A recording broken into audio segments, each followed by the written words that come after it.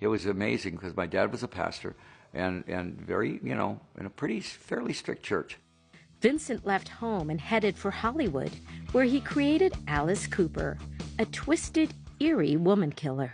If you wore makeup, had hair down to here, you had a big giant snake on stage, you were cutting your head off on stage, and blood was squirting everywhere, and your name was Alice, how many parents are going, oh yeah, I want my kid to be right there?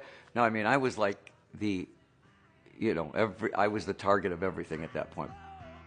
He was also a target of his father's disappointment. I started realizing that that beer made me feel a little bit better. Pretty soon that beer was in my hand all day. I really wrestled with the situation and just continued to pray for him, just to pray for his deliverance from alcohol, from these addictions, and to come to know God.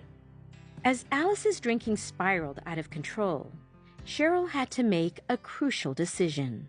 I was either going to have a part in getting him into this hospital, or I was going to sit back and watch him die.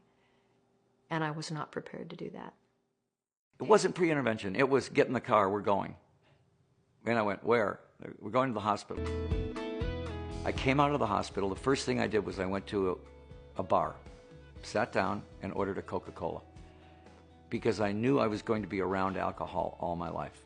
The guy over there had a drink, the guy there had a drink, everybody's having a drink. And I said, I'm just waiting for this craving now to just crush me, right? And I'm going,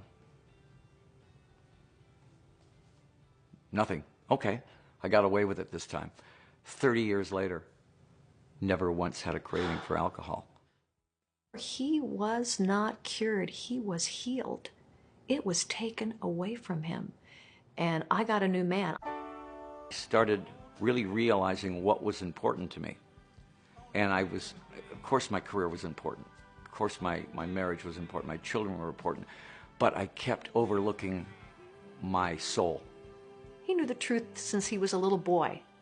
But I think that he knew that if he stepped on an airplane and that went down, was his security eternal? Where was he going to go?